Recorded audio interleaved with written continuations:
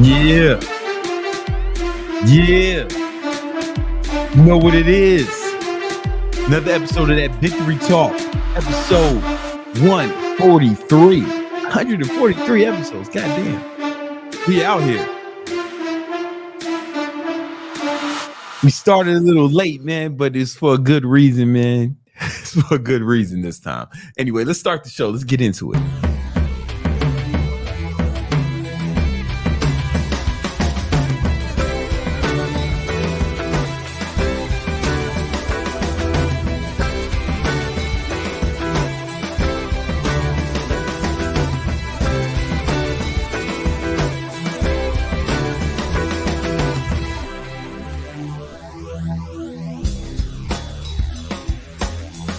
I don't know about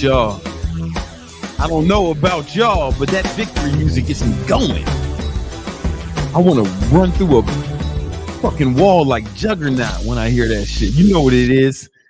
Another episode of that Victory Talk podcast. I am your host, Big Brandon Carter, King Keto, the king of ketosis, Gymnasium Jesus, Jesus de Gimnasio para mi gente. And I'm joined by my co-host / producer, the big homie Nima. You know what it is. Let's go. Super excited. Come on, man. We out here getting it. And then I'm also joined by Minovia. You know, she's manning the Superchats. You know what I'm saying? She's making sure. Can you turn that up a little bit? The headphone. She's manning the Superchats. You know, she's gonna be reading your Superchats when you super chat them, and she's gonna be kicking out the haters. Anybody come over here talking crazy, talking that foolishness, they're going to get banished forever. I'm super excited. My son had a karate test, right, with the nunchucks. And him and I were practicing with the nunchucks all week, you know, showing him how to do that thing. Like down at, what's his name? Michelangelo. Yeah. You know what I'm saying? And he passed his test. You know, and he's gonna get another belt. You know what I'm saying? That karate, man. So shout out to the little one. Carter boys stay winning. Yeah. Carter boys stay winning. You know what it is. Yo. But we got an exciting show for y'all today, man. All right. But first I gotta get a few words from our sponsor. The first sponsor is the newsletter, Big Money Methods. This is a newsletter that shows you methods on how to make big money. You click that link in the description. Go ahead, put your email address in here. What's going to happen is twice a week, you're going to get email articles on methods to get big money. Written by me, my boy Chris. Chris is one of my top sales people. You know what I'm saying? And students. And Sean, he's the top copywriter here at High Ticket Trainer, and we write articles every week here for Big Money Methods. For example, I wrote some advanced hedge funds strategies for building wealth. You are trying to get this money, you know what I'm saying? Like this brother over here, man, with all the screens. You want to get it like this brother getting it. Let's go. You know what I'm saying? You know, Scene wrote some lessons from Fight Club. So, you know, there's that. You know what I'm saying? Chris wrote workouts for travelers. I could have wrote that because I take over 50 flights a year. But I think Chris did a good job with that, man. You know what I'm saying? And just check it out, man. It's free, 100%. We ain't never going to charge you nothing, all right? The next sponsor is a product that, you know, Nima, I haven't talked about it much on the podcast. What is it? I haven't given it a lot of attention, but because we're so close to the launch date, I decided I'm gonna go ahead and talk about it. We're coming out with a product called Thot Repellent. Okay. And it's just what it says. So this Nima and I have been working on this for, I don't know, 2 years now. All right, putting together, really formulating it in the laboratory. And we had a team of scientists working on it. So it's genetically engineered to only repel thoughts, right? But good women, respectable women, the type of woman you bring home to your mama, the type of woman you want raising your kids, they'll just be like, man, why do you smell so delicious? What is that aroma, that fragrance? What are you wearing? Oh, baby, that's Thot Repellent, right? But when thoughts smell it, they're gonna be like, they might foam at the mouth. They might start going to convulsions, maybe seizures, cardiac arrest if they get too close for too long. All right. And you're going to need this when you really start balling and shot calling. Right. Because right now you're like, how do I get girls? I need to get Riz or whatever. It's like, yo, you ain't going to need no motherfucking Riz if you the man. Right. All the pickup guys, they just try to tell you how to trick a bitch into thinking that you me. Right. But if you build your fucking money, right, get your money right, get your mindset right, start doing things you're proud of every day, really having like a real inner confidence that people can feel. Right. And you in great shape, then you're going to be every girl's fucking dream. Right. The girl that you beating off to is dreaming about a motherfucker like that. How about you just become him? Right. But the problem is when you become him, all the girls are going to want you. Some of them going to be thots. And you're going to have to keep them at bay, right? And that's why we developed Thot Repellent, because it was really needed in the marketplace, right? Especially people who watch Victory Talk podcast, right? Because they're building their money muscle mindset twice a week. And it just keeps improving. And it's like all these women are coming at them. I know my street got sport for four, but some of them are thots, right? And that's going to hurt you. You know what I'm saying? If you let these thoughts infiltrate your life, especially if you fuck around and join the Discord, the free Discord that we had that accompanies this podcast. I got free courses in there.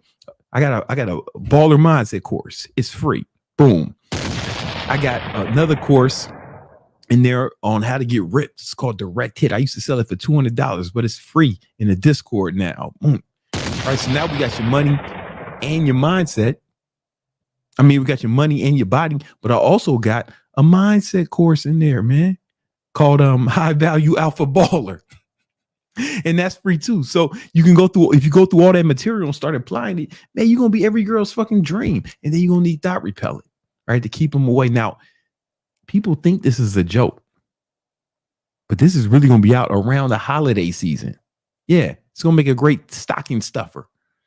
You know what I'm saying? It's going to make it a good gift for all your friends who you want to, protect them from these thoughts, right? We all want to protect them from, because they're going to ruin your life if you let them infiltrate, right?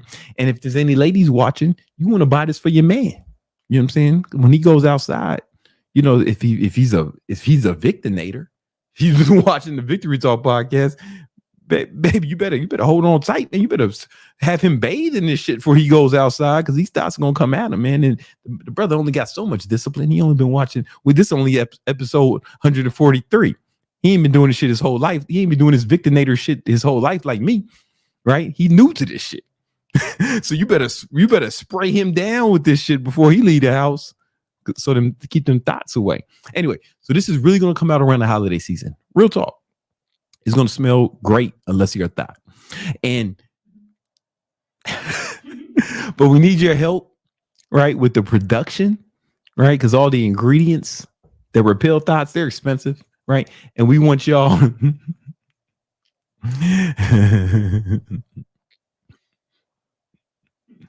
and we want y'all to help put it together, man. Right? That's why all your super chats, all of them, are going to go towards development of Thot Repellent, so we can actually get this to the marketplace for to keep you safe from these thoughts, man. I seen a dude I know.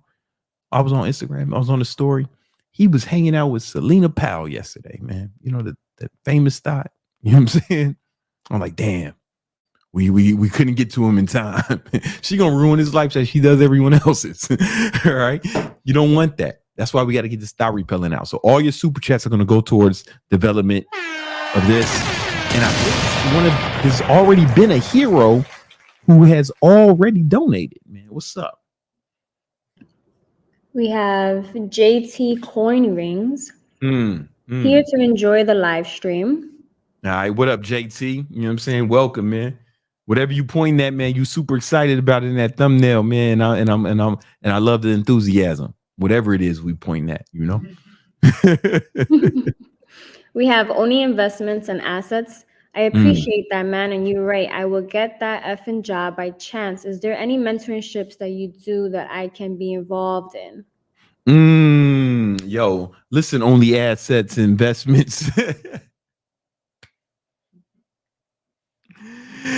You know, man, right now I just do a high ticket trainer where I teach trainers how to start their online fitness business. But people have been reaching out to me from other walks of life who just want mentorship, and I'm thinking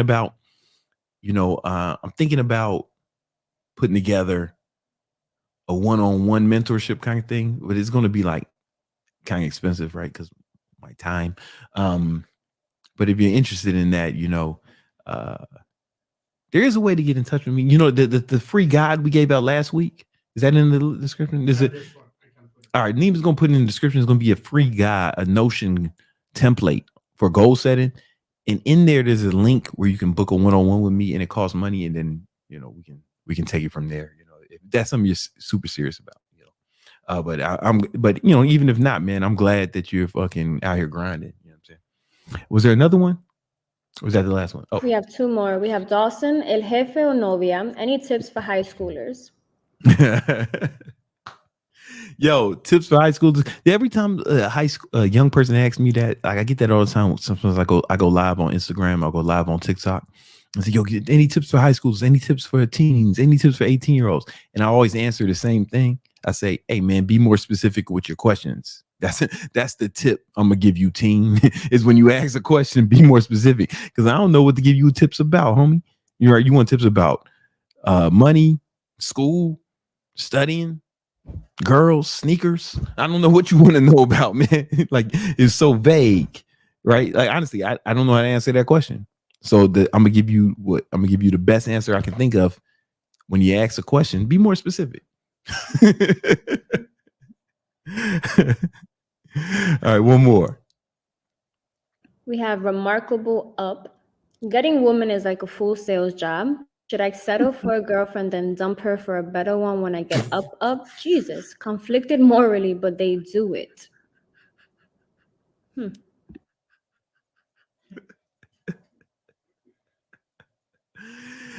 Listen, man. If getting girls is a sales job, then you got the game fucked up. You know what I'm saying? Like, you need to be working on yourself, not working on how to get girls. Because if you work on yourself, the girls will come to you. You get what I'm saying? It's like fishermen ain't out chasing motherfucking fish, right? Hunting them down, right? They just put out shit. They put shit in the water that the fish fuck with, the fish love, and the fish fight over it. Right? The fish may be fucking biting over it, trying to get it. It might be multiple fish trying to get that shit, so what you got to think about what kind you got to, if you are better and you putting out better bait into the world, then the bitches will come to you. I'm sorry, the women will come to you, right? And it's like, you need to work on yourself, not work on getting girls. If it's a full-time job, then you don't need to be thinking about girls at all, homie. You need to be thinking about, like, you need to put all that energy into building yourself up, build up your money, your muscle, and your mindset.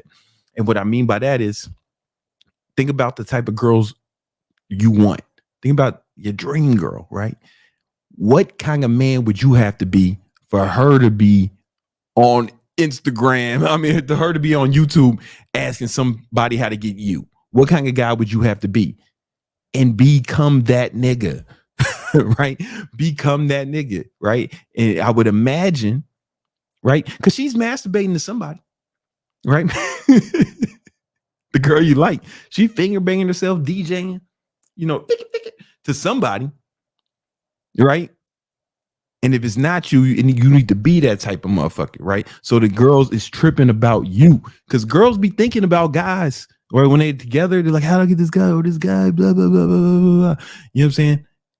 Make that, you become that motherfucker. And then you ain't got to worry about how to get them. You'll be worried about, like, damn, you're going to need Thot Repellent, man. You're going to be like, damn, it's too many of them. No más chicas, por favor. No más culo para mí. Is that it for the chats? All right. So, but straight up, man, you know what I'm saying? Like, you really need to be thinking about becoming that dude, and not how to get the girls. You need to become the kind of dude where girls is thinking about how can they get you. You You know what I'm saying? So you instead of being at a sales job, now you got to decide, man, all these girls like me. How do I pick the one? Right? That's what you need to be thinking about. Straight up. All right. Let's get into today's lesson, man. Right? You know, because a lot of y'all tell me that you guys worry about failure and how to deal with failure. And that's what we're going to talk about in this. We're going to talk about in this segment we like to call Real Talk.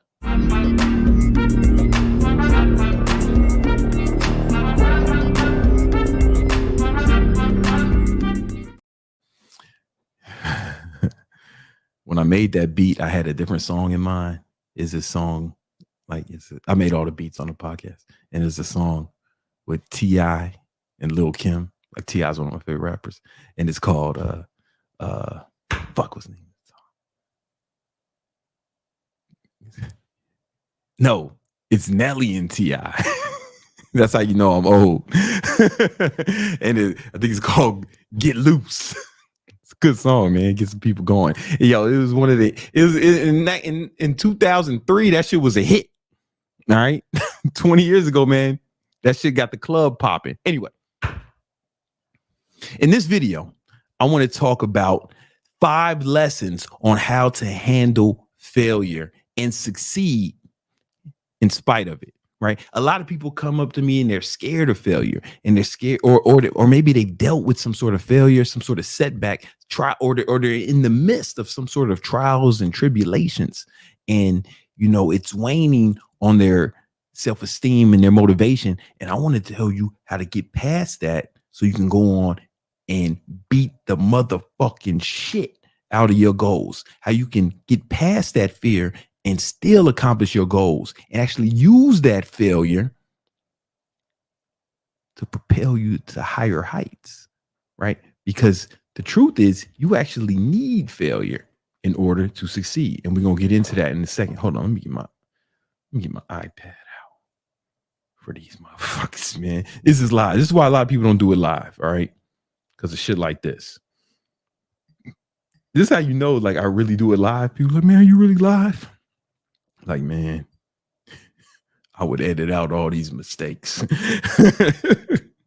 All right. So first thing you need to realize is that failure is actually mandatory for you to succeed. Failure is the precursor to success. So one of my favorite books is Principles by Ray Dalio. Right, he's one of the richest men in the world. He's the founder of He's the founder of the largest hedge fund of all time, largest hedge fund in the world, Bridgewater Capital. And he has a book called Principles.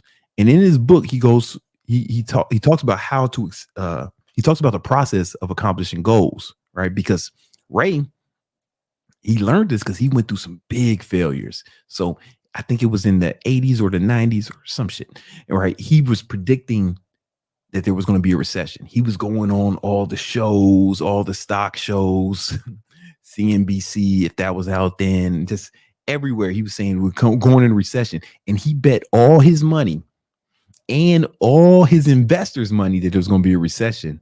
Little did he know it was quite the contrary. In fact, the market went to all-time highs and started skyrocketing for the next 10 years. So Ray, not only did he lose all his money, he had to lay off all his employees, he went broke, and he was so broke that he had to borrow money to survive from his wife's daddy. Think about that. Listen, that's white privilege right there, man. Because I know if I went broke and I asked my girlfriend's dad for money,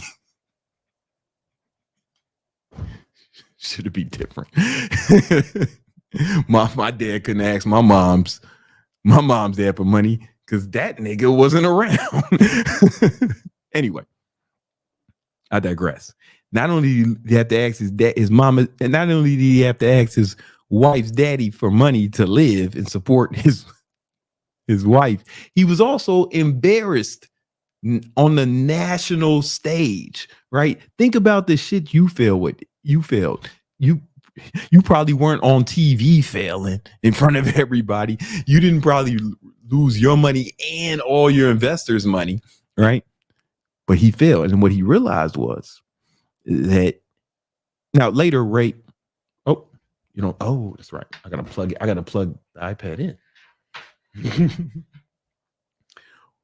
What Ray realized was that failure was actually an important part of success, right? It was actually mandatory because he went on to build the largest hedge fund of all time after that failure. But he said it was because of that failure. So his process looked like this, right? First, he draws this fucking loop, right? And he says the first step of the loop is you set audacious goals.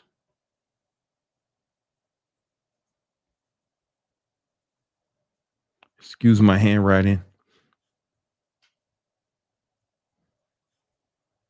You set audacious goals, right? And then he said the next step is actually failure. Like you should expect failure. You should expect to run into trials, tribulations. You should expect to be met with opposition. You should not expect it to be easy, right? But from that failure, you are going to gather learning principles, right? You'll learn principles, especially if it's something you never did before, right? Of course you're going to fail. You ain't never did that shit before, right? Now, let me write that over again.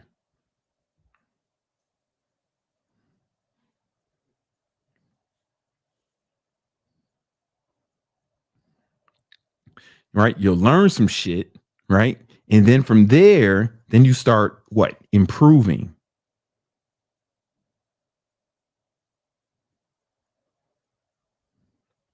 Right? And then that's when you start succeed. And then after that, then you can set more audacious goals.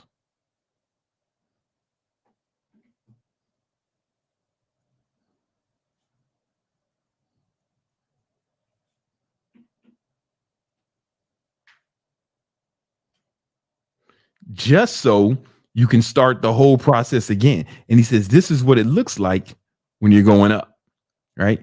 You keep repeating this process over and over and over again, right? And the only time you stop repeating that process is when you stop setting goals and you stop going after stuff. You stop trying to accomplish new things. I unplugged it to charge this. All right.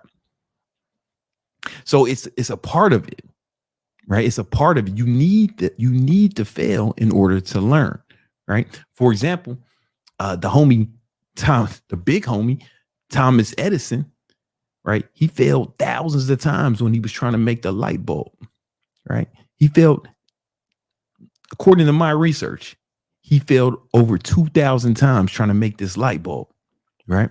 Before that, we was all, but okay.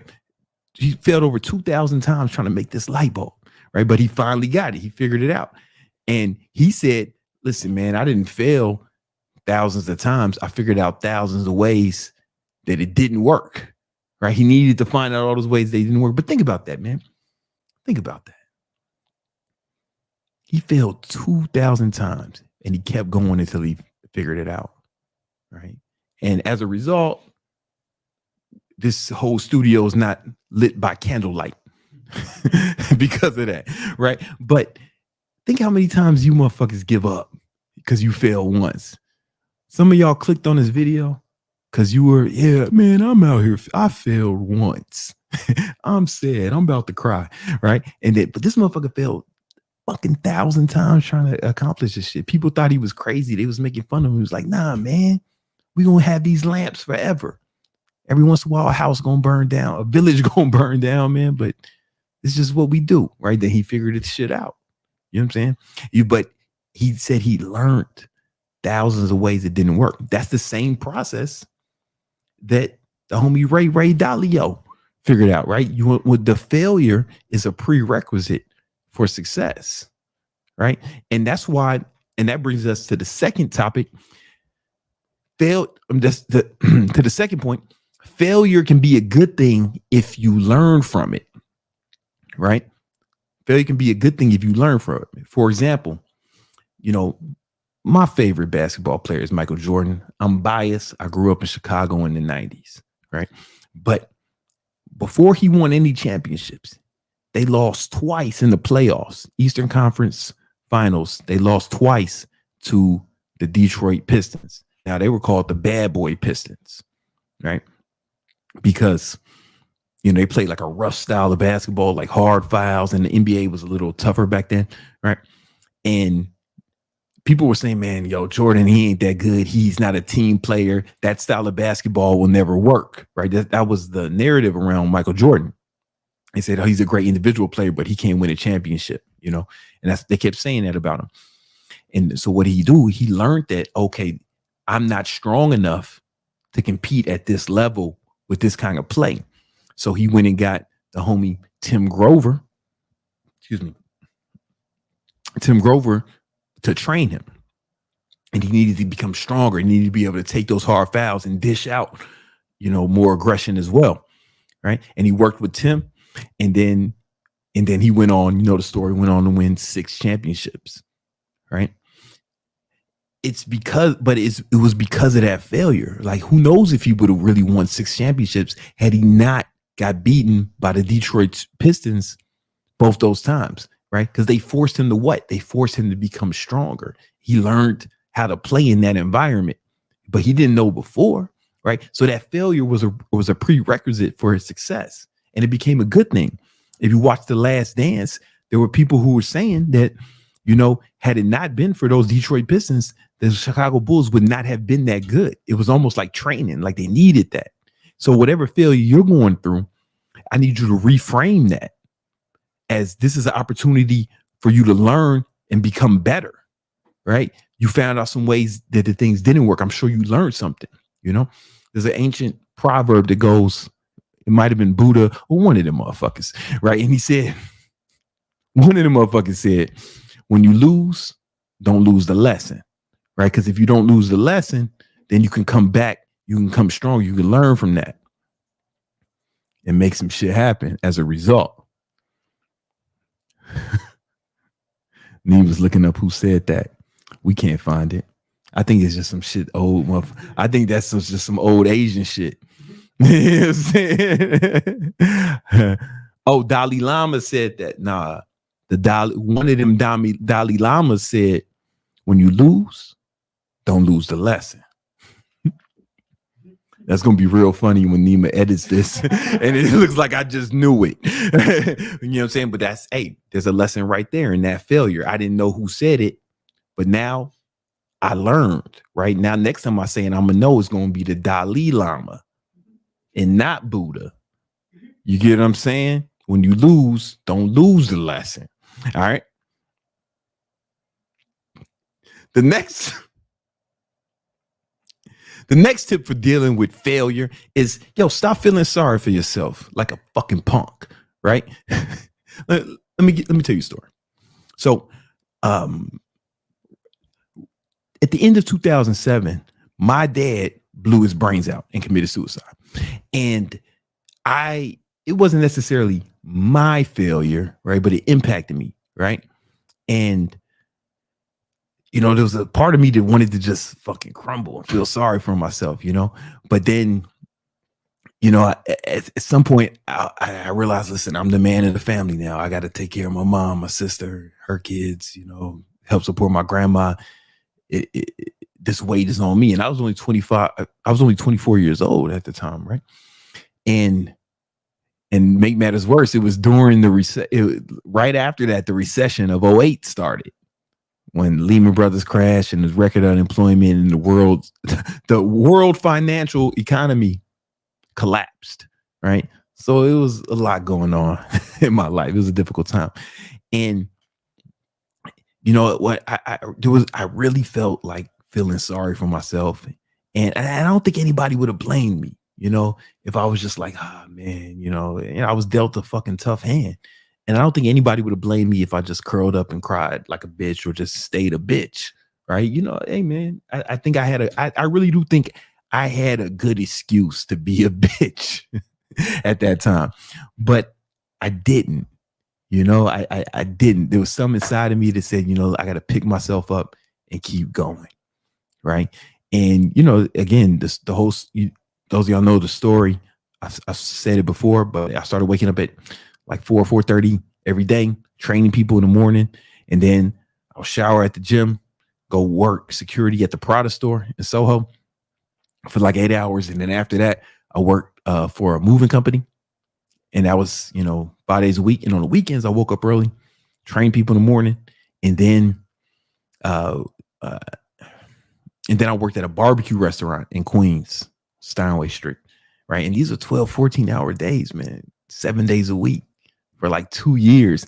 And it looked really bad, right? It was during the recession. It looked really bad. But you know what, man? I was able to take care of the family. I was able to figure shit out.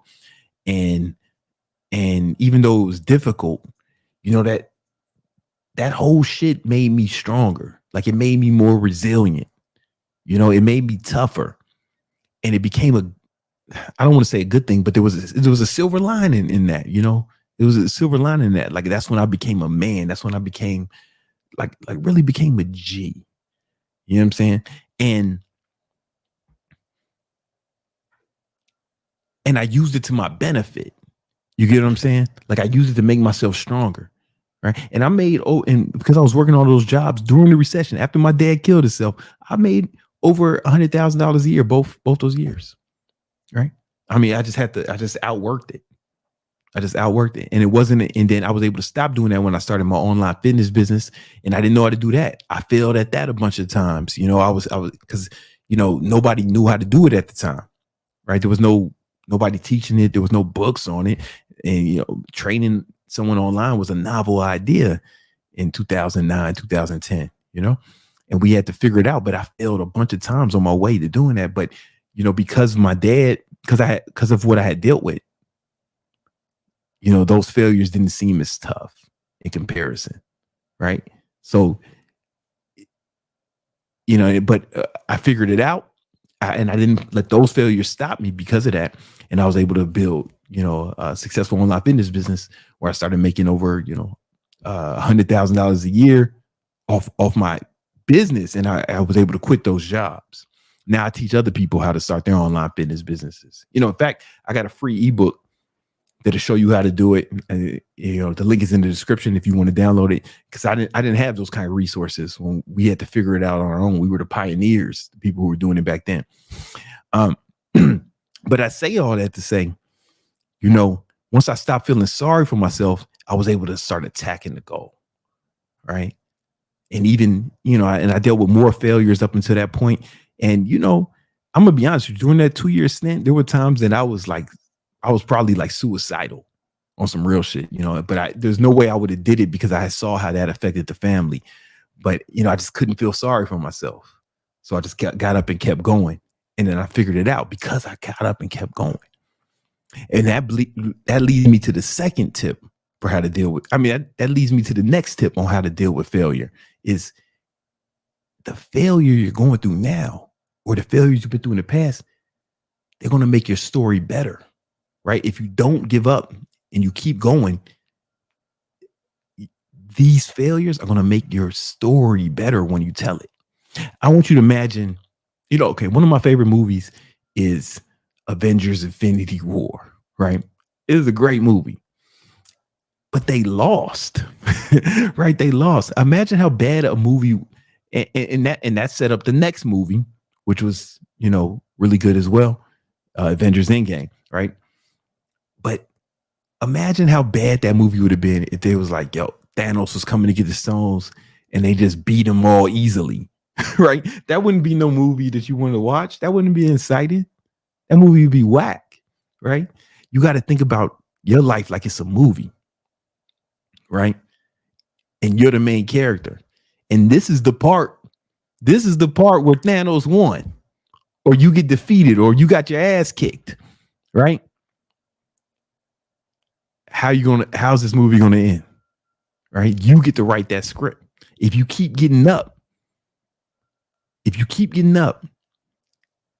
I promise you will succeed eventually, right? You just got to keep getting up, because persistence is undefeated, right? The world is not tougher than a person who's not willing to never give up. I'm telling you. Now, think how fucking whack that movie would have been if they just got beat by Thanos and they was like, man, fuck it, I ain't like half these motherfuckers anyway. You know what I'm saying, man? It's less people now, man. Maybe Thanos was right. You know what I'm saying? Fuck it. You know what I'm saying? Right? But the failure is going to make your story better. The fact that you're dealing with these difficulties is going to make the story better. You know, you just can't give up. You just can't give up. It's okay to switch plans, right? But never switch goals. You get what I'm saying? Like, it's okay to switch your plan, but never switch the goal. If you try something and it doesn't work, cool. You find out a way it doesn't work, but you still attack the goal. Like when people say plan B, a lot of times they mean they're going to do something totally different. That's not how you should look at a plan B. Plan B should be another plan, another route to the same goal. And then you have plan C, plan D, all the way to plan Z. Then you start over. Plan A1, plan B1, plan, you know what I'm saying? You keep going until you get there. Imagine, you know, I'm sure that during World War II, there was another plan. If the D-Day invasion didn't work, if that was unsuccessful, I'm sure there was another plan. But I'm confident that plan was not, hey, maybe we just learn to kick it with the Nazis, man. You know, fuck it. That was France's plan. They just gave up. But that wasn't America's plan. You know what I'm saying? That wasn't England's plan. London was getting bombed. They let Hitler bomb London, but they still ain't give up. They was going to go down fighting, and that's what you got to do, man. That's how you got to do it, right? But it makes your story better. And here's the beautiful thing, right? Everybody loves a comeback story. Everybody loves a comeback story. Think about the story I just told you about my dead daddy during the recession, right? Imagine if I didn't have that story and I just said, yeah, I was born rich. I was always rich. And then I found a way to get some more money, right? You know what I'm saying? Like, that's not a very compelling story, right? It's the failure makes your story better, man. You get what I'm saying? The failure makes your story better. Which leads to the next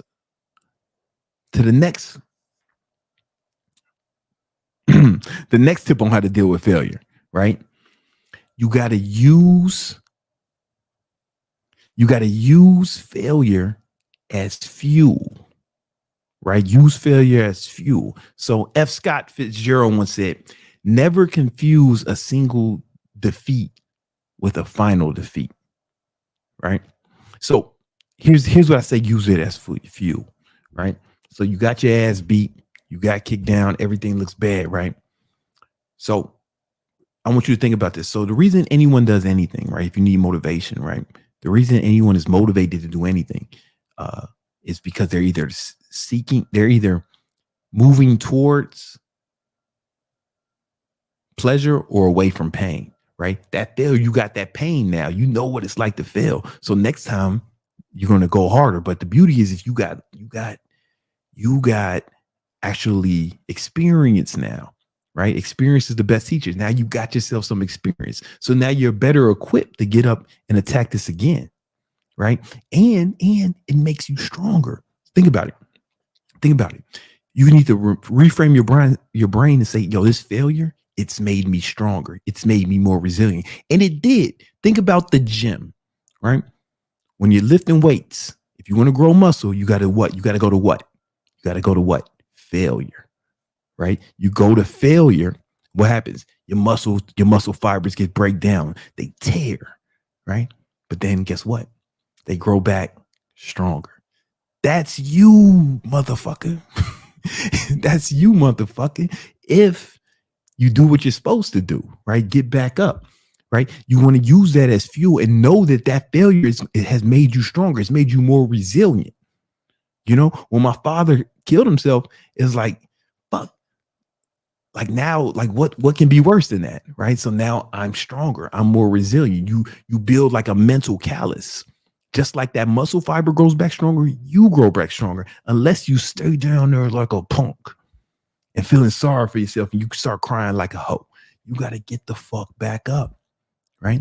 You're supposed to go to failure so you can be stronger, right? Just like Ray Dalio said, what he said, you're supposed to fail, learn, and then come back stronger and set what? More audacious goals, right? Just like you lift weights, you do bicep curls, you go to failure. Then guess what? You come back stronger and you fucking progressive overload. You put on more weight and you go to failure again. It's the same shit Ray Dalio was saying with his fucking graph, right?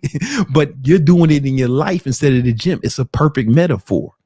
You get what I'm saying? So you need to reframe this, right? You need to reframe this failure and be like, okay, this failure has made me stronger. Not only am I more resilient, but now I have more experience and I've learned something from this.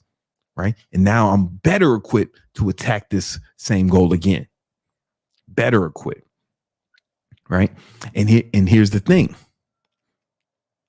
Once you do that, man, you'll I mean, if you keep adopting that and you don't lose that frame of mind, you're going to be invincible. Right. Think about it. If failure makes you stronger, then you're what? Invincible. Right. Because every time you get knocked down, you're just going to come back stronger. Like the Hulk or some shit. You know what I'm saying?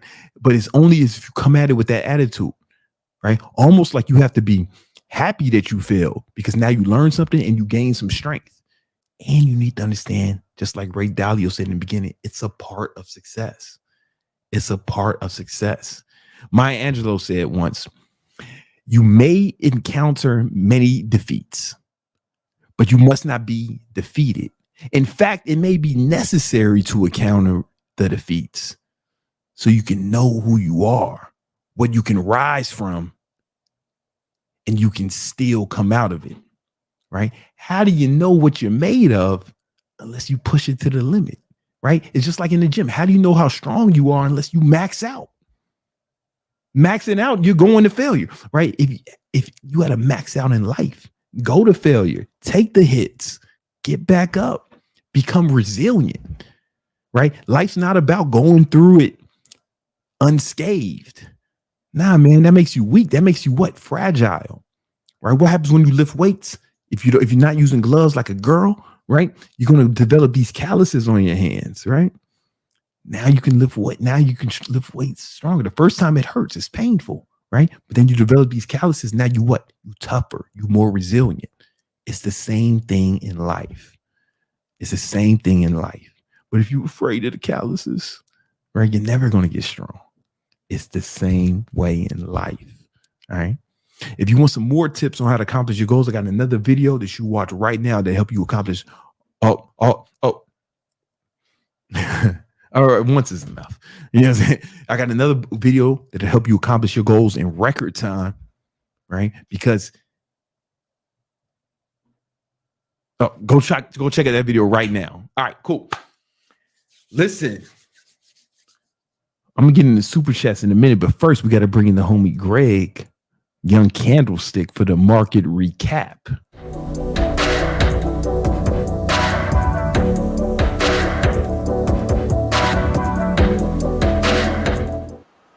What's up, Did I make that beat? Was that one you had? I don't even remember making that shit. Anyway, what's up, Greg? What's up? What's up, Brandon? Brandon, those are some great lessons on failure. It's great lessons from Ray Dalio as well. Yo, big Ray. I've been trading for 8 years and I've had thousands of failures. And all you got to do is learn from them. The biggest difference that really helped me gain some traction was actually like having mentors and like other good traders to kind of give you that feedback, because you can kind of figure it out on your own, but it'll take a lot longer. That's for sure. Yo, I mean, listen, experience is the best teacher, but it doesn't have to be your experience. Really well. You know what I'm saying? Yeah, it doesn't have to be your experience. And especially when it comes to the stock market, like mistakes can be costly and you can only have so much capital. So you want to try and learn from as many people as you can, learn as many lessons as possible. That's a fact, man. Well, listen, man, what lessons you learned in the market this week, man? Let's get the recap. Yeah, recap it. We're going to break down the SPY. I'm going to break down some stocks. I'm going to break down oil. And then we're going to talk about one ETF that might be in rotation. Hey. So right here, this is a daily chart of the S&P 500, the SPY. And we got new all-time highs. You know, new all-time highs. Come on, man. We are printing money. It always bounces back. It always lands on its feet, kind of like my cat. Basically, SPY, new all-time highs. What happened actually yesterday was the Federal Reserve cut interest rates by 50 basis points. Jay Powell, Romulus said on Tuesday, he said, yo, the SPY is going to jump up if he cuts it by 50. He did say that, and we'll talk about some individual stocks. Romulus don't miss, man. Yeah, Romulus don't miss. He was on point. He was really on point, and he helped with some stock selection that we traded in the Legion this morning. Yeah, man. But when interest rates are cut, it's important to think about what is actually happening. So the cost to borrow money is now cheaper. So what happens is you're going to make less money in your savings account, and so what's happening is a lot of that money tends to go into the stock market. You know, might as well throw it in some assets that are appreciating, maybe paying some dividends, because your interest rate in your savings account is just going down. It can spark inflation because there's just a little bit more demand. The supply of money can tend to increase as currency gets exchanged. So that's something to think about. But SPY, new all-time highs. We got a doji day. Basically, if we break above today's high, look for continuation to the upside. If we break beneath today's low, look for some more downside, potentially down to like 561. But what I would do with the SPY is just buy oversold conditions in September and October, and then we might get a year-end rally, or we could just chug along on higher. So the main focus is on individual stocks for now. I can revisit the SPY in a bit. Okay. So last time I was on the Victory Talk podcast, we talked about some setups. Here's XLF. We said, hey, wait for the dip by around 43.50. I haven't changed these charts. Boom, there's XLF. Yeah. Right back up, dip by, straight to all-time highs. I said SoFi can be good for the wheel. SoFi, dip and rip. Cash secured puts are just expiring for max profit. I talked about Google long, buying Google down here at this 150 level. You did. Yeah. Google went up about 8.87%. I'm mostly out of that position, but if Google comes back to a higher low pivot, that could potentially be a dip buy. So Google 155. Okay. And the fair value on Google, my price target is about $230 a share. Right now it's 162. So none of this is financial advice. I'm not telling you guys what to buy or sell, but I like the stock of Google for right now. We talked about gold continuing. Gold made a new high. Not my price target of 245, but pretty close. So that new all-time high? Yeah, gold. Yeah, it made a new all-time high. Come on. It's close to all-time highs right now, but it's just chilling. I expect that to probably just go sideways for a bit. But Romulus is on point. He was talking about Tesla. And for the past few weeks, I said Tesla can probably stay in this channel. And we have stayed right within that channel for the past 3 weeks. And this morning in the Legion Live, I was posting Tesla long over 235. Why? Because we got this flat top, and eventually those sellers get taken out, and you have to kind of just squeeze up and break out upwards. So that's a big reason why Tesla moved up today, just supply and demand. Meta made new all-time highs. We traded Meta calls this morning as well. So Meta, big breakout. I like Meta longs. If Meta can retest maybe like 537 or the old all-time high, that's another trade setup or investment setup, depending on your time horizon.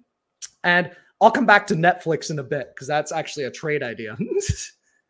Okay. Next segment. And feel free to pause me. I'm just going through. No, it's all good, man. Go for it. Okay. I want to talk about oil prices. So here's a chart of oil prices, crude oil. This is the price per barrel of crude oil. Right now it's sitting at $71 a barrel. And I've got these big ass pink zones. So this bottom pink zone, if oil starts to, it just stays down here, that'll be a little bit more recessionary. So it's signaling that the economy could go into a recession. That's something I wanted to ask about. Yeah. So oil is going to kind of be the gauge as to what is the most likely scenario. This gray zone in the middle, that's what the Fed wants. It's the Goldilocks scenario. So if oil rallies a bit and stays within that zone, it's not recessionary and it's not inflationary. if war really starts to escalate and the demand for oil is increased or the supply gets heavily decreased, that would be inflationary. And that's this top pink zone. So you would likely see a higher paycheck, and there's inflation would just be going crazy. You get a higher paycheck, but the cost of goods would also be going up rapidly because, think of transport costs. That's factored into oil prices. Yeah. So basically, the longer oil stays underneath $70 a barrel, we're at risk of a recession. It's looking like oil might rally, though, and we might actually just get that soft landing. That's the base case right now, but stay tuned. Oil's going to be the key to determining what's going to happen in the economy. Yeah. Okay? Yeah. So real quick, but like I read something that it's like almost every 90% of the time the Federal Reserve cuts interest rates by 50 basis points where is followed by a recession. Yeah. And usually, and it still could be a recession. What I would say is, why did they cut 50 basis points? Are they looking to just spur demand into the economy and just get shit rolling? Are they trying to anticipate or front run the recession? It's like a game of chess back there. And they should have the same data as we do, but I bet you they got some. No, cool they know some background. shit we don't know. Yeah. They know some shit we don't know. Yeah, they know some shit me and you don't know, Greg. I'm confident of that. I hope so. Yeah, me too. I hope so. So what I would say is, maybe we got to assume that they've got the tools to potentially do the soft landing, but brace for impact if oil prices really start cratering. That just means there's just not enough demand for oil, and that will slow down the economy. It'll slow down the transportation supply chain and all that stuff. So, usually if they are cutting by 50 basis points, it's pretty scary because there could be something crazy behind the corner. And they don't do that shit for no reason. That's drastic. 50 basis points is drastic, right? It's decently drastic. However, in relation to history, we have had rates be high for a decent period of time. So they've kind of been slowly choking the economy for a couple of years. I think we've kind of been in a mild rolling recession for the past few years. It could again break, and that you would see the market take a fat shit. But as of right now, we have to assume soft landing because we're breaking out to all-time highs. The IWM is starting to follow, which is the sign of a healthier bull market. That's true. Take that at face value. As long as the VIX, the volatility and fear index, is staying depressed underneath 20, this gets really complicated because there's a lot of things at play. There's a lot of factors at play. And they're also monitoring the labor market, making sure everybody's got a job. That's going to be really important. And I think that their main goal is maximum employment. And they said that their main objective is inflation being 2%. But inflation was really about 3%. You could argue it's a bit higher than that. So they're kind of they're cutting a little bit too soon potentially, but maybe they're just trying to spur enough demand so that we can plow through it all. Yeah. Again, though, I'm not some master economist. I did study economics at Hamlin, but yeah, it's pretty interesting. That's for sure. We'll see what happens, man. Yo, you remember I was asking about Trade Desk though? Yeah, TTD. We said bullish. Yeah, man. TTD. Let's check it out. Yeah. Boom. Didn't even move my chart. Here's an up arrow. Yeah. Beautiful. I mean, I got nothing else to say besides you can either buy the retest or you can just let it go for a bit. Yeah. What's up with that Netflix though? Okay, so Netflix. This is a trade idea, you guys. So listen up. And again, all right, listen, guys. I'm not telling free you money. It's free money. I'm not telling you what to buy or what to sell, but I would say both Romulus and I agree that there's a much higher likelihood that Netflix is the same price or higher by the end of the year. So that's December.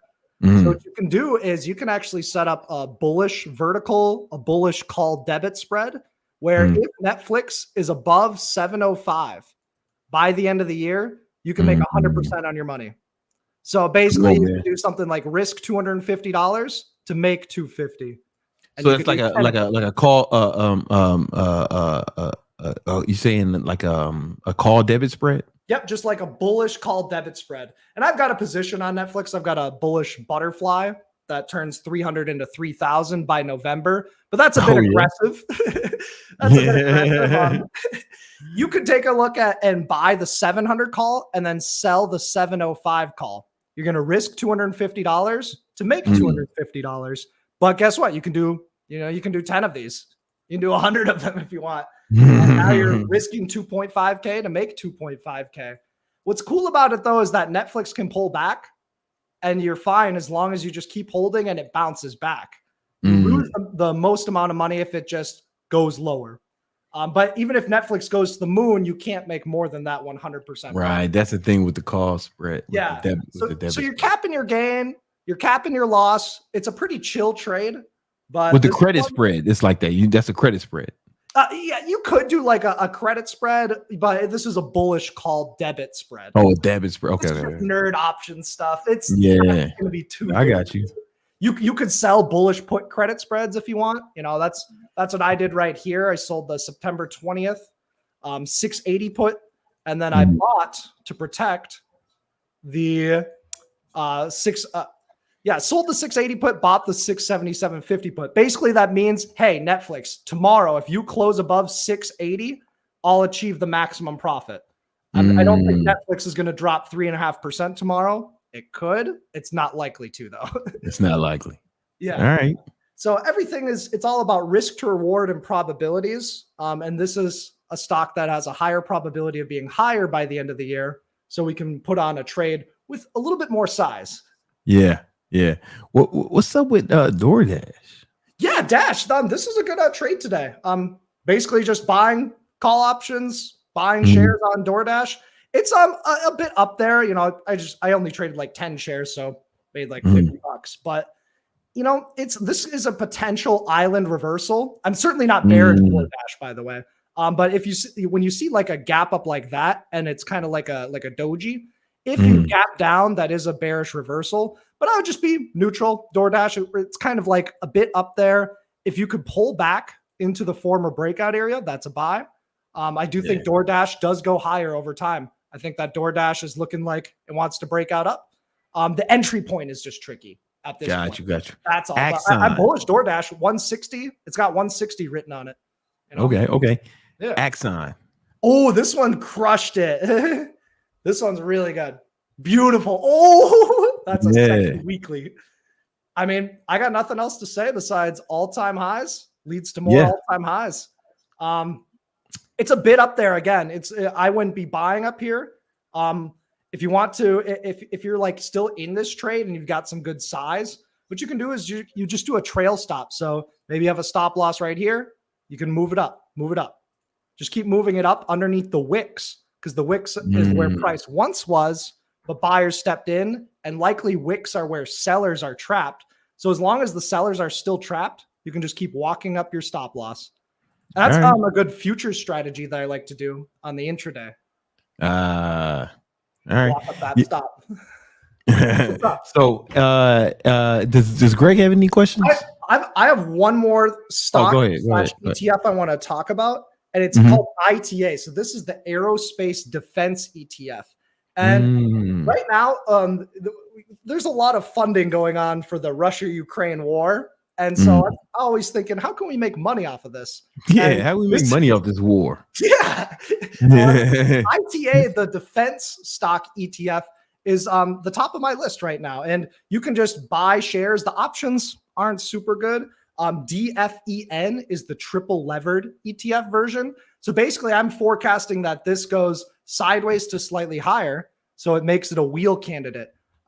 Again, the options aren't super liquid. But you could sell like a 33 strike cash secured put tomorrow. You would wheel a triple leverage ETF? You can, as long as you don't overstay your welcome. There is going to be a bit of decay that comes with that over time. But I think you can wheel it as long as, you keep your time horizon within, just a couple of months. But I'm looking at like October 18th, maybe looking at selling like the 31 strike cash secured put. And I'm cool with being assigned. A lot of stocks that are in this are like GE. So if you want to go with individual stocks, I like a dip buy on GE. This was brought up by Romulus. So I like a dip buy on GE at like 174 to 178. That's a demand zone. Mm-hmm. Another stock would be LMT. I don't see too many setups on LMT, but this is Lockheed Martin. Mm-hmm. Okay. We got NOC as well. This is another stock that's in there. We got a pennant on this. So if this starts to break up, you can see that is confirming the defense trade. So that's just an ETF that is in rotation right now. Kind of like how the other time I was talking about XBI. XBI might still be in rotation, but give it some time. Okay. 103.63 is the breakout on XBI, and it has a lot of room to run. I want to go just slightly nerdy since we have this chart up. I'm going to pull up what's called a volume profile. Volume profile. And what this does is this puts volume on the side of the chart, and it's not volume by time, it's volume by price. So what I'm going to do here is this blue gunk over here is volume by price. This red line represents the point of control. That's where a lot of shares were transacted. Basically, if price usually gets to the point of control, that's a very good entry point to go long. Okay. Another way to look at volume profile is where you see thin volume. That's usually where price can move fast through. It's called like thin liquidity. It breaks through the orders very quickly. So if this starts to like break out this little ascending triangle, there's not a lot of heavy volume, and price can start to, it's basically like lubed up and it just slides right through. So that's one way to look at volume profile. And wherever you see these high volume nodes, those can be strong areas of support or resistance. Yep. So taking a look at SPY, the 200-day moving average is the point of control. We have we have a volume node at like 554. So if SPY comes down to 554, that can be a short-term support area. What's the name of that indicator? Volume profile. Volume profile. Take a look at it. It's a fun one. It's just another way to view the market, and I do use that in my futures trading as well. And it's been really helpful because if you spot a little intraday breakout and you can see that there's thin volume during like that period towards the next resistance, you can get a nice quick squeeze to the upside. I just want to note a quick setup on the intraday QQQ. So I was trading the NQ futures, and basically we had a high, we made a low of the day, but then we started to coil right here. Okay, once you start to break out up, that's your buy point, and the NASDAQ just basically ripped all day, and you had many. Dude, the volume profile was like thin up there. Yeah, is it showing right now? No, it's not showing. Oh, my bad. Here we go. Yeah, here we go. So the volume profile was pretty thin. It was also like there's not a lot of resistance, but it's tough to exactly show it. But volume profile was relatively thin. Notice how there's a node right here, a node right here. Again, this is nerd technical analysis, but and it takes a lot to study and practice. You can't That's interesting. Throw it up there and know where it's going to go. But yeah, any other questions? Any other stuff? Nah, that's it, man. Listen, guys, if y'all want to learn more about this, man, make sure y'all join the Victory Unit Discord. And me, Greg, and Romulus are doing a free training on Wednesday, right? So the link is in the Discord. If you want to join on that, we're going to be doing it live, teaching y'all how to trade and invest. Hell yeah. It'll be a lot of fun. I'm going to be talking a lot about my failures and what you can learn from them so that you don't have to, right? So you ain't got to. All right. That's what's up, man. All right, brother. Thank you, Greg. Hey, peace out, you guys. Appreciate it. I think we got some super chats. We do. So we have Dawson back with the follow-up on any tips for high schoolers. He says studying and really understanding the material. All right. This is what you do, high schooler, right? I want you to sit in the front of the class as close as you can in the front, right? And take fucking notes. So just write down, or just keep writing notes with hand as the teacher's talking everything, right?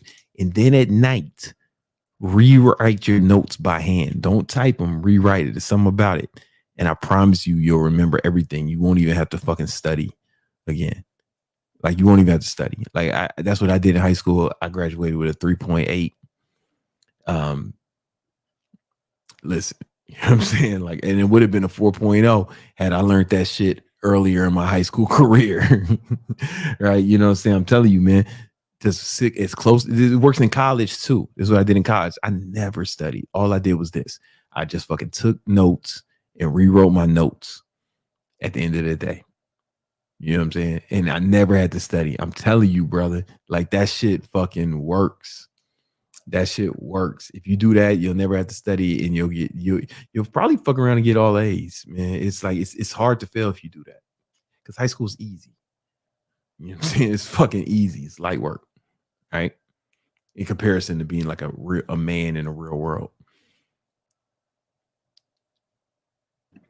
We have Freeman. I'm 22 and just went through my first heartbreak months back. I doubted myself too much and was a quitter. Filled with regret, but want to be better. How can I change my mentality? All right, so this is how you deal with a breakup. All right, especially this is how you deal with a breakup or heartbreak, right? You need to be excited about it. Let me tell you why. If you were doing things right, so you should have been trying to build up your money, muscle, and mindset the whole time you were in that relationship, right? And if you were doing that, it stands to reason you should be better than when you met that girl initially. And because you're better now than when you met her, it stands to reason you could probably get a better chick, right? You should be in better shape. You should have more money, at least be more mentally strong, right? And now you should be able to go out and get a better chick. You should be excited about this opportunity, man. You should be like, man, wow, this is it. Because if you did that, this will fuck around and be like the greatest thing that's happened to you, you know, in a long time, you know. And however, if you were fucking around, getting fat and being lazy and all comfortable, right? Well, she probably left you for a reason. You know what I'm saying? You know what I'm saying? That's the reason, right? You know what I'm saying? Because, and now you need to learn the lesson from that is never stop improving yourself. Always keep getting better, right? Had you been doing that, you probably would have kept her. She'd have been excited about keeping you. You know what I'm saying? But you didn't. So now when you lose, don't lose the lesson, right? Always keep improving yourself. Always keep improving yourself, becoming a better person, a better man, right? Right? Like, be the type of guy that she don't want to lose. You know what I'm saying? Because a lot of times what people do is they get in a relationship and they start getting fat and fucking around and all fucked up. And as soon as they get out of the relationship, it's like, man, now I got to start hitting the gym and making some money. It's like, motherfucker, why weren't you doing that shit the whole time? Had you been doing that shit, she wouldn't have left you, motherfucker. She wouldn't have fucked that other guy. She wouldn't have fucked that black guy. If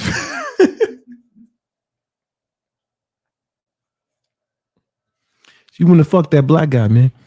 If you had kept improving yourself the whole time, right? But you got to remember. So she thought listen, the reason anyone does anything is because they think that they'll be in a better position as a result of doing it. Like the reason anyone does anything is they're either moving towards pleasure or they're moving away from pain, right? And she either thought that staying with you that means one of two things. One, she thought that staying with you would have resulted in more pain, or leaving your ass would have resulted in more pleasure. Was she correct? The onus is on you, right? Right now, you got to take that pain and use it as fuel, right? So when she sees you 5 years from now, she's like, fuck, I really fucked that up, man. I really fumbled that one, right? And she's going to be trying to get back. And you're going to be like, nah, man, because you were a better bitch at that point. If you do what I'm saying, just work on improving yourself. Some people might say, man, try to get some other bitches, try to do all of this, start partying, getting drunk. Nah, now's not the time to go to Colombia and fuck prostitutes or fuck a bunch of bitches or act crazy. Now's the time to work on yourself, man. Use that pain as fuel to become better. Make sure that shit doesn't happen to you again, right? And don't start chasing girls either, right? Never chase girls, right? You need to build yourself up where girls is chasing you. You know what I'm saying? Better girls than the one that left, you know, are chasing you. You got to think about what's my dream girl? Like, what's the perfect woman for me, right? Like your dream girl, visioner, imaginer. And then imagine what kind of man would you have to be for her to be sitting around with her friends trying to figure out how to get you? Who would you have to be? And put all your energy into becoming that nigga, right? And once you do that, you won't have to worry about how to get girls, right? And you won't have to worry about no girl leaving you or breaking your heart, man, because there ain't a lot of motherfuckers like that guy she's talking about. You know what I'm saying? You're gonna be right. You're gonna be one of the few, right? That needs to be your only focus right now. It's just self-improvement. I mean, that's always the answer, is become better. If you get your heart broken, if you get, you know, betrayed by some friends, if you get fired, if you fail in business, the answer is always to become better, right? The marketplace has given you some data, has given you some feedback, right? And now it's time for you to go, you know, act on it and improve, right? And this is gonna help you. This is gonna, if you do this right, this can be the best thing that ever happened to you, right? If you sit around crying like a hoe, then you know you're gonna be a hoe indefinitely, man. Then you're gonna have to deal with whatever woman settles for you.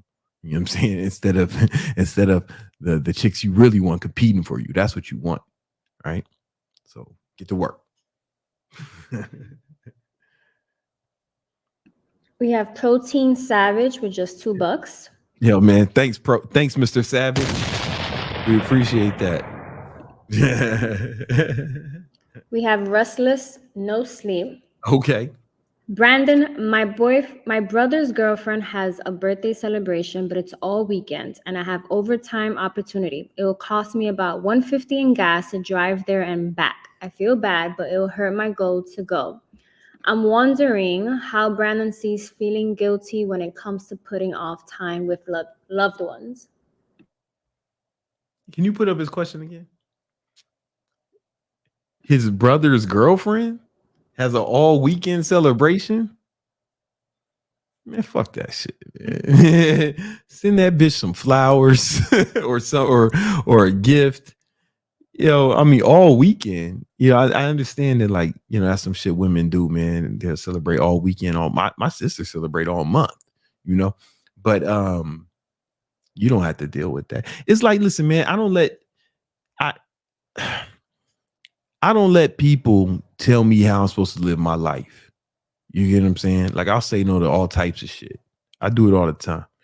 And I don't let nobody guilt me into doing what they think is right. Like, they don't make the rules for me in my life, you know? But like, I'm there for my family. I'm there for my loved ones, you know, and I spend time with them, but you know, not at my own expense. Right. And I don't be doing shit I don't want to do. You know what I'm saying? Like, I mean, okay, sometimes, but like, I'll do it under certain circumstances. Right. But some shit like this, fuck out of here, man. I don't know my brother's wife's name.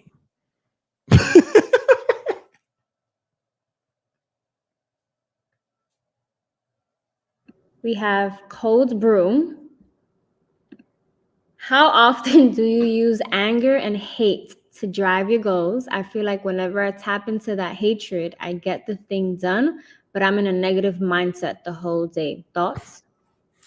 You know what I'm saying? Like, you got to be able to, you got to be malleable. You got to be able to weave in and out of emotions. You want to use emotions as tools and not use emotions don't let emotions use you, right?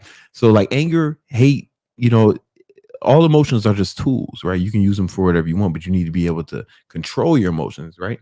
So you're able to tap into one motion, but you're not able to get out, right? So you got to figure out different ways.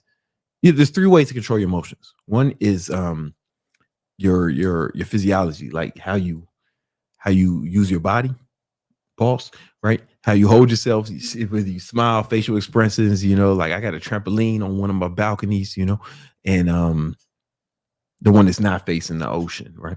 And I'll jump on that sometimes if I need to like switch my mood, or the second way to control your emotions is your environment, right? So you get around some people that make you happy, or go to a place that makes you happy. That's why, like, if you follow me on Instagram, you see I do my ocean walk in the morning, because that puts me in a good mindset in the morning. Like, as the sun is rising, it's not too hot in Miami. The sun is rising, it's beautiful. The water's calm. Every once in a while, some manatees pull up. They say, and I'm like, yo. And then the manatees, man, see little lizards. There's a little lizard I see named Lorenzo.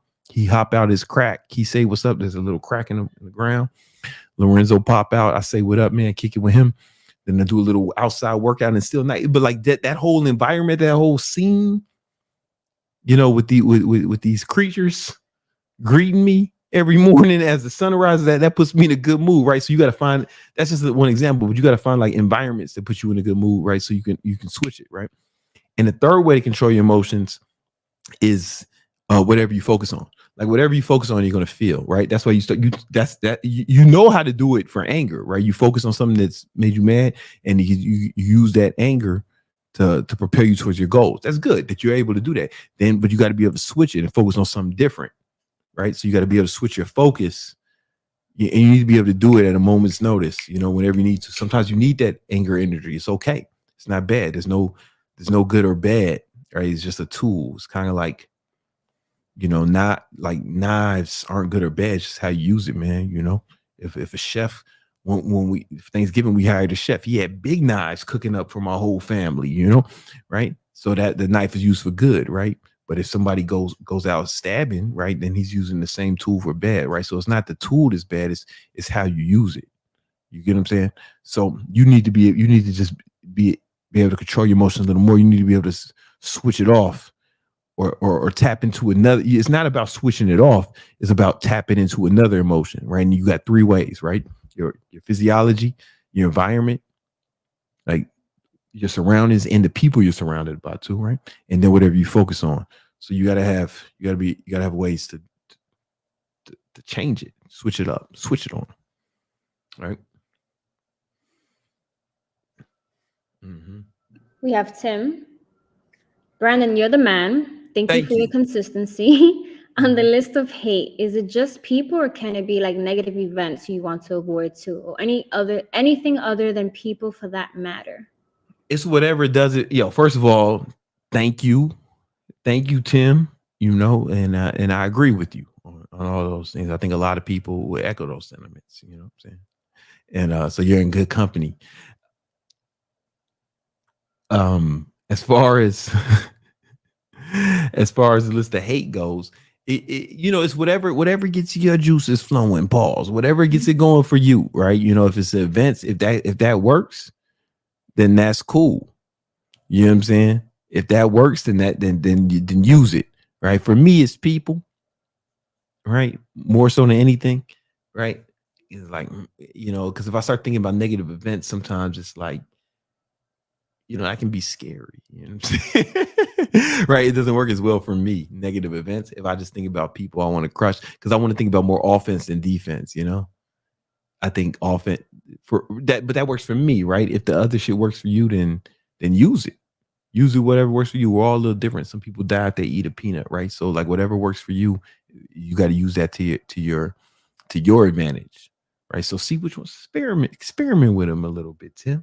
See which one works the best for you. For me, it's the haters, people who talk shit, and that works well for me. Every time I don't feel like doing something, I look at that list and I'm like, all right, we'll see, motherfuckers. You know what I'm saying? And that I find that helpful. But I think you need to experiment and see what works best for you. But remember, you got to be able to get out of that emotion too. That's key, right? So it's got to be malleable, man. You got to be like, use whatever. It's like, I want you to think about them like the Infinity Stones. Like you got the whole gauntlet. And sometimes you need the reality stone. Sometimes you need the motherfucking mind stone. Sometimes you need the sex stone. I don't know how many stones there was. You know what I'm saying? Right. But you got to use the stones, man. And like the stones are like your emotions. Like sometimes I need to use the motherfucking the hate. Sometimes I need to use the love. Sometimes I need maybe you need to use the fears, like whatever works, but you got to be able to use it to your advantage and don't let the emotions use you, right? Because they're powerful, but you got to harness that energy. You feel me? Donnell, appreciate it. Yeah, thanks, Mike. We have Nav. Brandon, can you talk about how your real estate rental property with Section 8 tenants is going? How much are you cash flowing? Man, so I'm cash flowing I have a few properties right now. I don't want to get into the particulars just yet because I'm kind of waiting until I hit my goal, but I get about $500 a month profit or cash flow off each property, right? So, and it's the thing, it's not like a whole lot of money, right? But it's like, it's volume. You gotta just keep doing it, keep getting more. And my goal is to get like 200, by, I'm not gonna say when, right? But that's my goal. Because I would because 200 times 500 is about $100,000 a month, right? That's my goal. Then it's like I won the game, right? I don't even need to work no more. You know what I'm saying? If I don't want to, I still will because I enjoy it. But it's like it's like, oh man, I never had to go get money again, right? And it's like I could, I mean, there's ways I can do that now with the money I have and the shit I have, but it's like if it's guaranteed by the government, that's different. You know what I'm saying? That's the beauty of the Section 8, right? So I think that's a good goal for me to have, man. 100 Section 8 units. You feel me? We have Al Bezzi. BBC, I'm planning to take the NYPD police exam. I took the ones here in Boston. I passed, but the process slow. Any tips on moving to NYC? Plus, I almost got my first Section 8 property. It's almost done, G. Yo, that's what's up, man. Congratulations. So I know some firemen and policemen in New York who became millionaires, right? And they just invested in real estate while they were on the forces, right? So by the time they retired, they got this fat New York City pension, right? Which is crazy, right? Especially if you're there for a long time, plus the real estate revenue. And they was like millionaires, and they was relatively young. They were like in their 40s, somewhere in their 50s when they retired, and they were like rich. Like these motherfuckers are like for real rich. So I think that's a good strategy, man. Invest in real estate and be a cop. As far as moving to New York City, man, it's expensive there, right? And that's cool. You just got to pick the right. Just make sure you don't live above your means. You know what I'm saying? Especially if you're going to be doing a lot of investments. You know what I'm saying?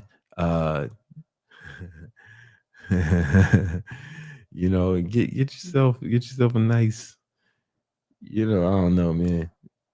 I mean, you're going to be a cop, so you might be safer in a bad neighborhood so you can save some money.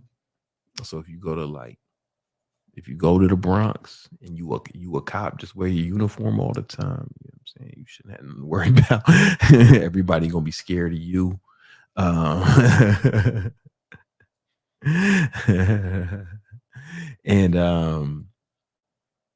yeah, the tips, New York City. Man, what are moving to New York City? I'm trying to remember what it was like to move there. There's a lot of people, man. For example, Miami is considered a big city, right? But Miami only has about 400,000 people.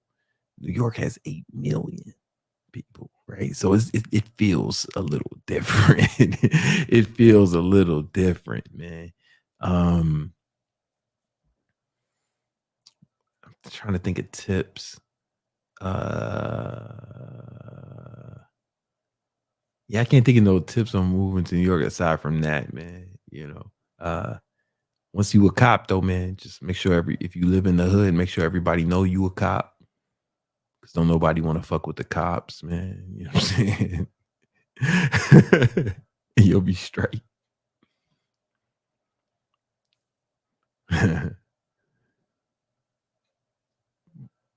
What? Oh, my girl's typing. She said live near transportation. But isn't transportation everywhere? Unless you like deep in Queens or something where there's no subway. Remember, New York gets really cold, so I don't think you want to be walking 15 minutes to catch the train. Yeah, but where do they do that at? Right, you got to be living in like deep in Queens, like close to Long Island for that, right? No, if you're like in the Bronx, let's say if you're like in 242, 200, like up there, you gotta take a bus to the train half the time. Oh shit. Queens also. Yeah. All right. So try to stay away from Queens and the Bronx. I mean, if you live in Queens, this is nice parts of Queens, man. I used to live in Forest Hills. It's dope. Astoria is really nice. Rego Park is fine. There's a cool spots in Queens is cool, man. Like people be hating on Queens, but I like Queens. If I had to pick a borough, go ahead. Stay away from where? Stay away from like any nightclubs, like living right above it, unless you you don't want to fuck around and accidentally give it a place on top of a nightclub. Go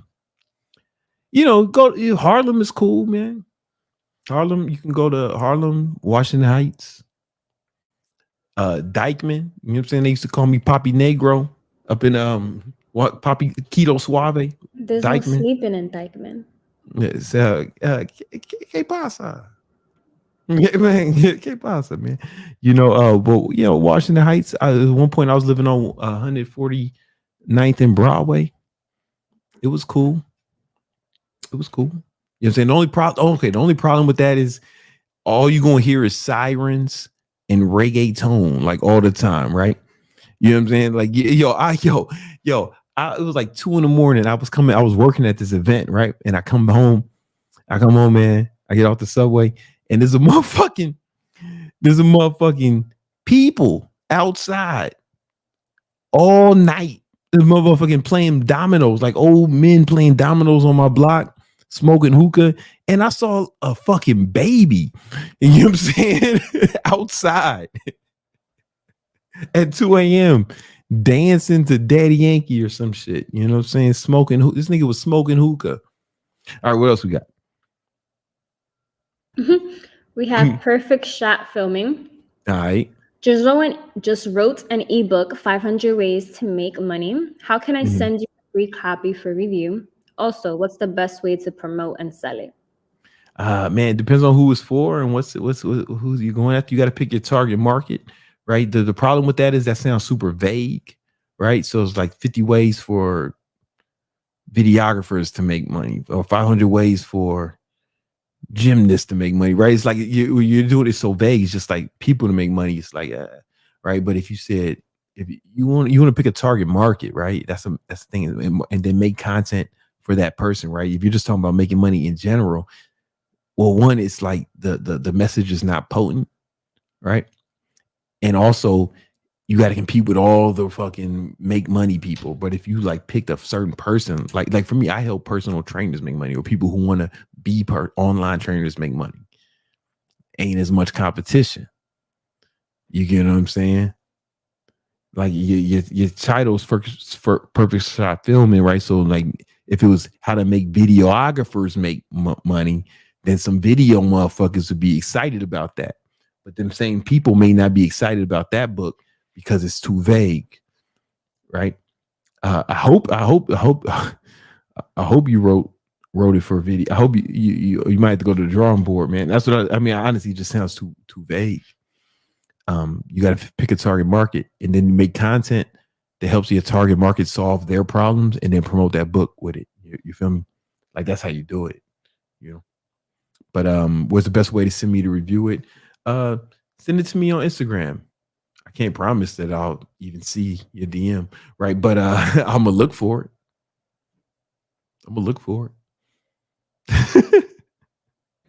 We have Fueled by Plants. All right. I'm an online trainer for vegans, and I'm writing a book about fasting. I have Nice. 200K plus followers. Is it beneficial to do a product launch or webinar?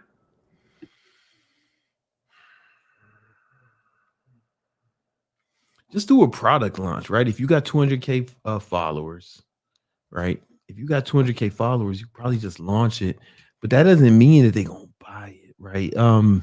It's weird, right? Getting people to buy an ebook is difficult, right? I think that would be a good like lead magnet, right? But I think you make more money if you did online training. I don't think I know, right? Because we got people with way less followers than that making like, you know, tens of thousands of dollars a month, man. And maybe you don't want to train, you want to write an ebook, you think it's easier, right? But it's like ebooks just don't have, or books don't have the same perceived value, you know. How much can you sell a book for, right? Top end $20. How many you got to sell to make 10K? Right? Think about that, man.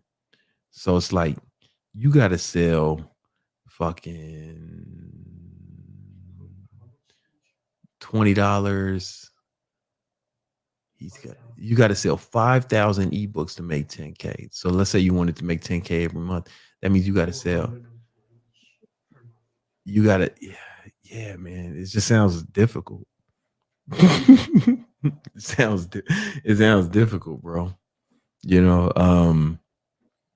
but yeah, I mean, you could try, and I'm gonna be right. But I think with a product launch, you might get an initial few $1,000s, maybe, right? You might, but like, you really need to be doing online training, bro. You know what I'm saying? Like, that's what you need to, because if you can get 20, let's say you got 25 clients and you charge them $80 a week, right? If you kept an average of 25 clients for 52 weeks, that's $104,000 a year, bro. You know what I'm saying? Like, we got, I got one student, his name is Corinne Sutton, right? He's a vegan online trainer, right? He used to work at Equinox. He was in the Marines, right? Then he joined my program. And Corinne's making, last year he made, the last 2 years in a row, he made $250,000, $250,000, just online training, not selling nothing else, right? It's going to be difficult to do that with a book, bro. You know what I'm saying? But, you know, you'll see. You'll see, man. Do a product launch, though. That's what you need to do. And see what happens. You know, sometimes one of my homies said, man, niggas ain't believing until niggas start bleeding. Then he fucked them niggas up, man. But they believed after it, right? So that's something I always remember, man. Sometimes people don't believe until they do it, you know, and that's cool. You might need that experience to understand, you know. But those of y'all who want to learn how to do online training, this is a free ebook. A free book. See what I'm saying? You got to compete with free books and shit, man. There's a free book in the bio of this video called 10 Commandments of Online Training. It'll show you how to build your online fitness business and really break it down for you. What else we got? I'm gonna run through these next questions in these last 4 minutes. We have the e-com drop. Yo, Brandon, what are your best ways to hire good sales reps on commission? A lot of guys I find can't sell. Yeah, people suck at that shit. No, people ain't good. You know, I'm gonna be honest with you, man. All my salespeople were former students, and I teach my students in my HTT program how to sell. So by the time they're sales reps for me, they already know how I sell because I teach them this. I taught them the same. They're doing the same things that I taught them when they were for their online training business. So they already come with good habits and they already come with skills, right? So I train all my people, right? I don't find them. So I actually don't know the answer to that because I actually train all my sales reps and I run my sales team myself. I don't know how to find them. I wish I could give you a better answer than that, but I don't want to bullshit you. Like, I train all of mine myself. I'm gonna look into that though. I'm gonna look into that. We have Novel, Little Brandon. What up? What up, Novel? We have Ketosis Makes the Hose Drip. King Keto, right. I'm going to go out drinking with my pops this weekend, but don't want to fall too much out of keto progress. Any tips? Yeah, man. You don't have to drink. I mean, like, I kick it with friends and they drink and I don't, you know, it's cool. I mean, you don't have to, right? You can't, if you can still have a good time and kick it with them, you don't have to drink. You know, I do it all the time. I'm out with dinner with my girl or other people or friends and they're drinking and it's fine. It's like, it's nothing. People just know I don't drink. I haven't drank for 10 years. So it's not a big deal. if you got to drink, I guess. Shit, I don't even know, man. I ain't drinking 10 years. I'm actually not the best person to answer that question. I just don't drink, bro. You ain't got to, man. You ain't got to drink, man. We have Uncle. Mm-hmm. Your Miami baller shot caller. I got a dilemma. Mm-hmm. Go to university or stay an Uber driver. And I'll probably stack up $400K in investments by the time I should have got out of university broke. You don't have to pay a lot of money to go to university, bro. Like, go to an in-state, get in-state tuition. In-state tuition in Florida is $4,000 a year, bro. Like, it's not that much money. The average in-state tuition is $10K across the nation. Right? Go to a state school. You know what I'm saying? Like, honestly, like, you can do both. You can do both. Like, I worked when I was in college. I wish there was Uber. I had a whip. I would have been driving Uber like a motherfucker in college, man. Instead of doing the wild shit I was doing. Yeah, drive Uber when you're in college, man. It's dope. Do it. He said he won't have time to work because it's a tough study.